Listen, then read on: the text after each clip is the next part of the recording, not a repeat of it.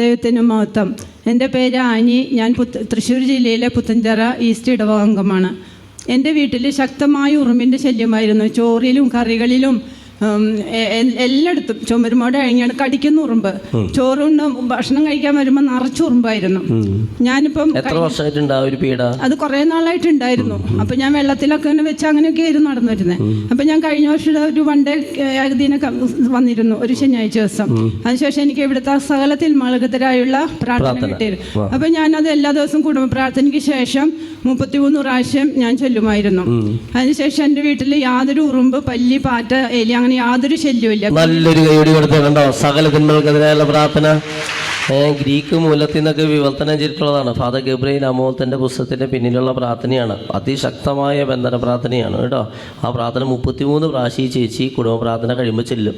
അതിനുശേഷം ഈ കണ്ട സാധനങ്ങളൊക്കെ അവിടുന്ന് മാറിപ്പോവാണ്. 33 പ്രാവശ്യം. മനസ്സിലായോ? പറഞ്ഞു. ഇപ്പം ഒരു പറമ്പിൽ മുറ്റത്ത് യാതൊരു സ്ഥലത്ത് ഉറുമ്പിൻ്റെ യാതൊരു ശല്യങ്ങളൊന്നുമില്ല. പിന്നെ എൻ്റെ മകളുടെ കുഞ്ഞ്, അവർ കാനഡയിലെ ഫാമിലി, രണ്ടാമത്തെ മകള്. അപ്പോൾ ആ കുഞ്ഞിന് കുറച്ച് ഹൈപ്പർ ഉണ്ട്. അവൻ 2ൽ പഠിക്കുന്നു. ക്ലാസ്സിൽ അടങ്ങി ഒതുങ്ങിയിരിക്കില്ല. അപ്പം എന്നും ഈ പാരൻസിനെ ടീച്ചേഴ്സ് വിളിപ്പിക്കും, മിസ്മാർ. അപ്പം ഇവള് എനിക്ക് വിളിച്ച് പറഞ്ഞിരുന്നു, മമ്മി അടങ്ങി, നീ സമാധാനമായിട്ടിരിക്കേ, ഞങ്ങൾ പ്രാർത്ഥിക്കാം, നീ വിഷമിക്കണ്ടെന്ന് പറഞ്ഞു. അപ്പം അച്ഛൻ ഒരു ദിവസം ഇതേപോലെ തന്നെ ഒരു ശനിയാഴ്ച അച്ഛൻ വിളിച്ചു പറഞ്ഞു, ആനിയുടെ മകളുടെ കുഞ്ഞിനെ കർത്താവ് അനുഗ്രഹിക്കുന്നു. അപ്പം അത് ഞാൻ വിശ്വസിച്ച് ഏറ്റെടുത്തു. ആ കുഞ്ഞ് തന്നെ ആയിരിക്കുന്നു. അപ്പൊ അവനിപ്പോ ക്ലാസ്സിലും മിടുക്കനായി അടങ്ങിയിരിക്കുന്നു, പഠിക്കുന്നു, ശാന്തനായി.